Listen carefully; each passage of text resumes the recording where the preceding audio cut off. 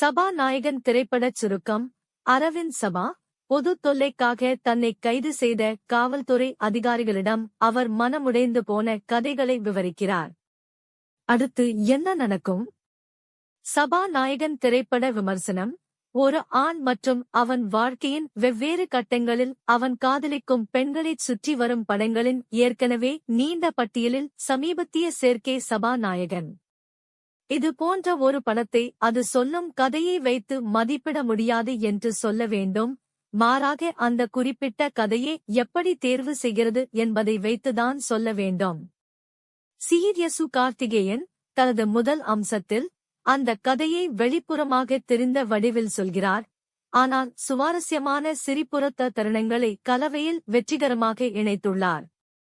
சில விரைவான புத்திசாலித்தனமான ஒன்லைனர்கள் இல்லையென்றால் படத்தின் பாதி தாக்கம் இருந்திருக்காது.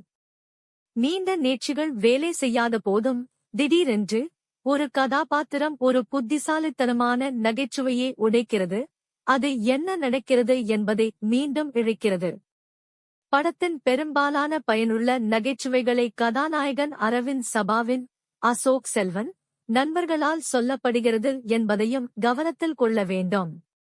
இந்த வகையின் பெரும்பாலான படங்களைப் போலவே அரவிந்தின் நட்பைப் போலவே இந்த படமும் அரவிந்தின் நட்பை பற்றியது. நேசிக்கிறார். ஆனால் ஒருபுறம் கதாநாயகனின் வாழ்க்கையின் நட்பின் அம்சத்தை திறம்பட சித்தரிப்பதில் சபாநாயகன் வெற்றி பெற்றாலும் அரவிந்தின் காதல் வாழ்க்கை ஒப்பிட்டு பார்க்கிறது.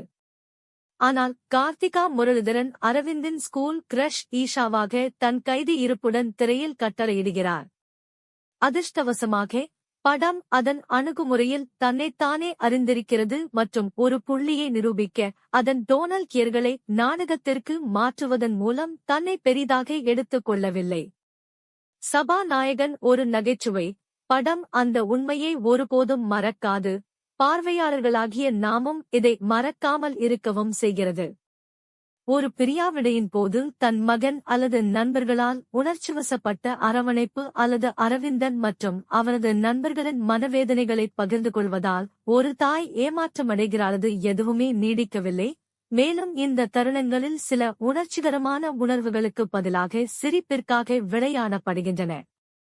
நடிகர்களைப் பற்றி பேசுகையில் ஜெய்சீலன் சிவராம், அருண்குமார் மற்றும் ஸ்ரீராம் கிரிஷ் ஆகியோர் கதாநாயகனின் நண்பர்களாக ஜாலியாக இருக்கிறார்கள்.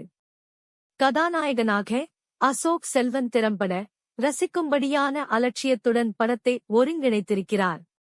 எல்லாமே முடிந்துவிட்டது. சபாநாயகன் என்பது வேறு எதுவும் இல்லாவிட்டாலும் சார்பியல் மற்றும் குறிப்புகளில் செழித்து வளரும் திரைப்படம்.